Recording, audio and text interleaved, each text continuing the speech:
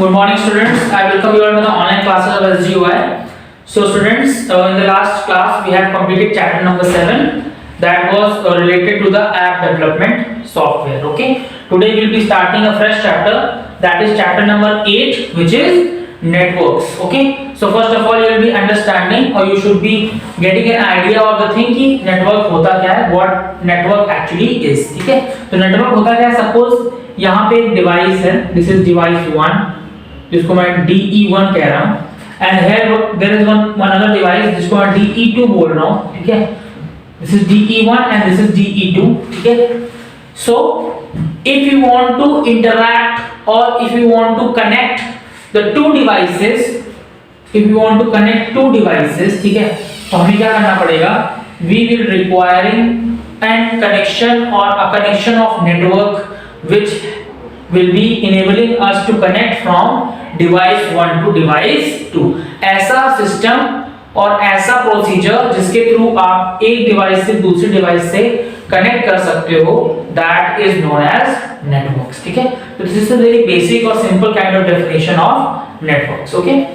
So what the book is saying, it is saying, do you know that the computer lab in your school is one example of computer network? बोल रहा है आपके school में जो computer lab होती है, that is the example of computer network. How?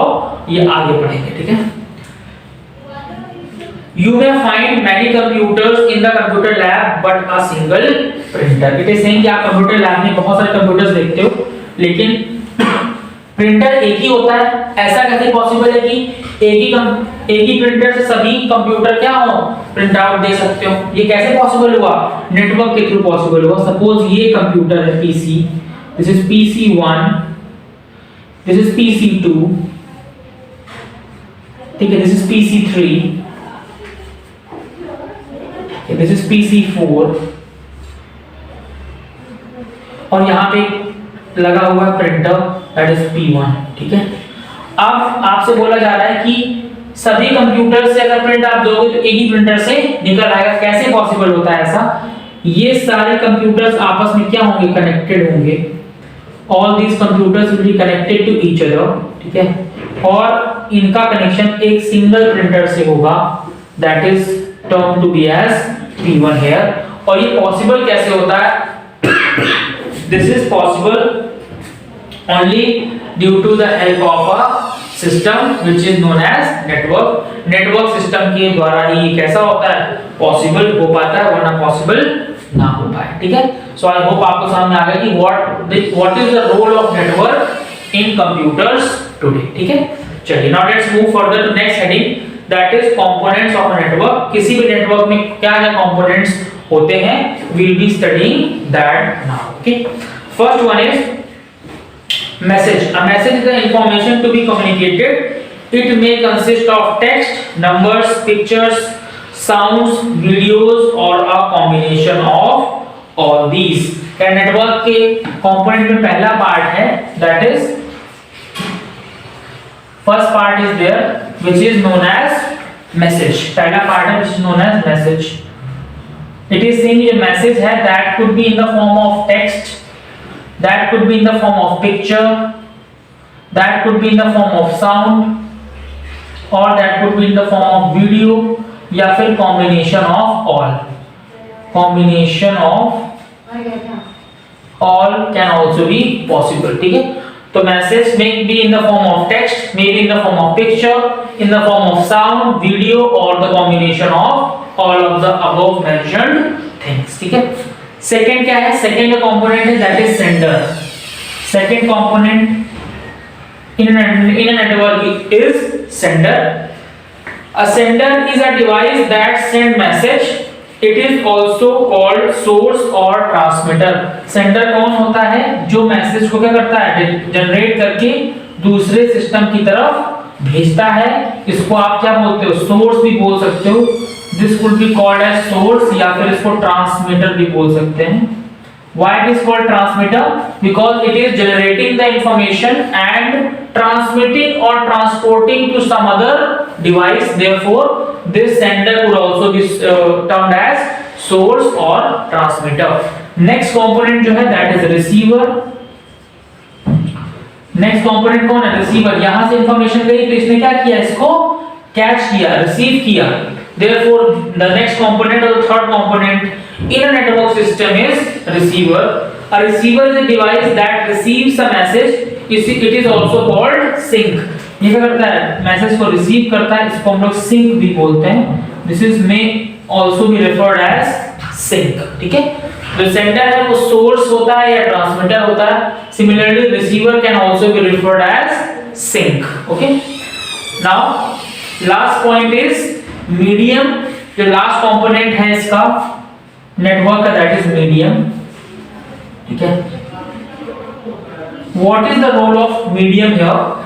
A medium is the path that connects a sender and a receiver. It is used to transmit data.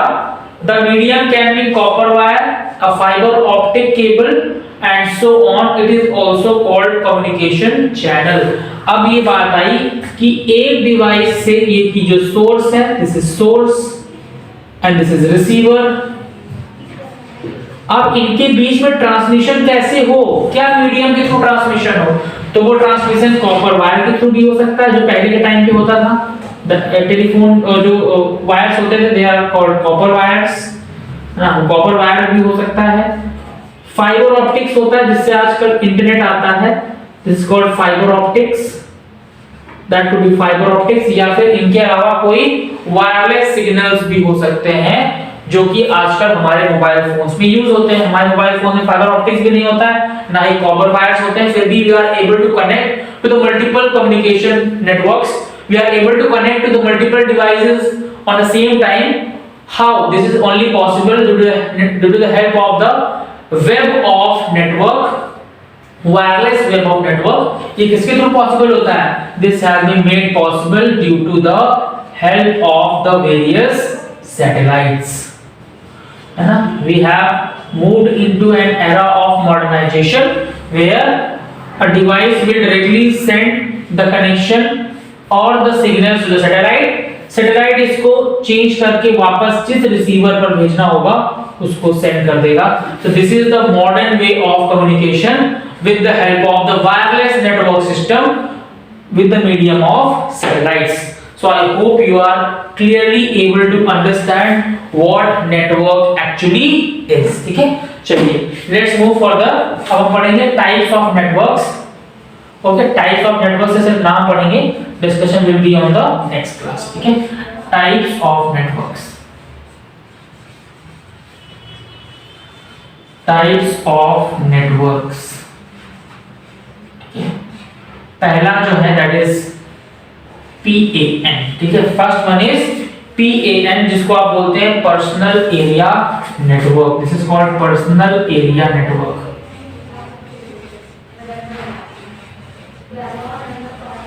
जैसा कि इसका नाम है पर्सनल एरिया नेटवर्क, आप clearly understand कर सकते हो ये एरिया नेटवर्क है वो सिर्फ आप पर्सनल डिवाइसेस पे यूज करते हो।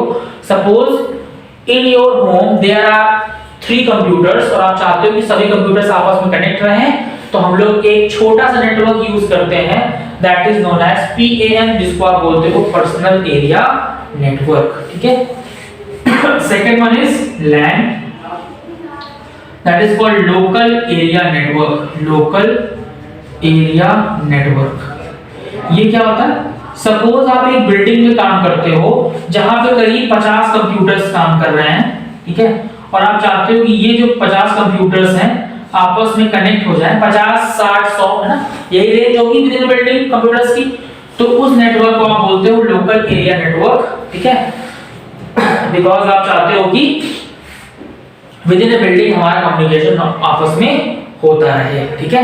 उसके बाद बात आती है CAN, that is called campus area network, जो कि आजकल कहां यूज होता है? That is used in colleges. ठीक है? कॉलेजेस में यूज होता है। वी वांट कि पूरे कैंपस के कंप्यूटर्स आपस में क्या रहें? कनेक्टेड रहें। एक ये बिल्डिंग है, एक ये बिल्डिंग है और एक ये बिल्डिंग है। यहाँ पे 60 कंप्यूटर्स हैं, यहाँ 50 कंप्यूटर्स हैं, यहाँ पे 55 कंप्यूटर्स हैं, एंड वी वांट कि सभी आपस में कनेक्टेड रहें। तो this kind of area network connection is known as CAN, जिसे हम लोग बोलते हैं व्हाट? Campus area network. उसके बाद आती है MAN, that is called metropolitan area network. Metropolitan area network का मतलब होता है विद इन अ सिटी, एक सिटी के अंदर जितने भी कंप्यूटर सिस्टम्स हैं, if you want to connect them with each other, है ना, देन वी से दैट कि कैसा नेटवर्क है, that is the metropolitan area network. इसका अगर अच्छा एग्जांपल हम लोग बात करें तो कौन हो सकता है, दैट इज केबल टीवी जो पहले यूज होती थी, that is a metropolitan area network. एक ही प्रोवाइडर होता है, एक ही सर्विस प्रोवाइडर होता है जो कि पूरे शहर में क्या केबल सप्लाई करता है, तो that is the example of the metropolitan area network, और वी कैन से मैन। ठीक है, लास्ट में बात आती है वैन की, जिसे मैं बात करता हूं वाइड एरिया नेटवर्क। और जो वाइड एरिया नेटवर्क है उसी ने किसकी शक्ल ली है, इंटरनेट की शक्ल ले रखी है। ठीक है, वाइड एरिया नेटवर्क ने इंटरनेट की शक्ल ले रखी है। From here we can connect to the various computers which are far away from each other. Therefore we can say that this is example of wide area network, जिसे हम लोग WAN या फिर WAN से डिनोट करते हैं। The detailed explanation of all these types of networks will be what? Will be discussed in our next class, students. So your homework is that you should be reading from page number 114 to page number 117. Thank you, students. See you in the next class.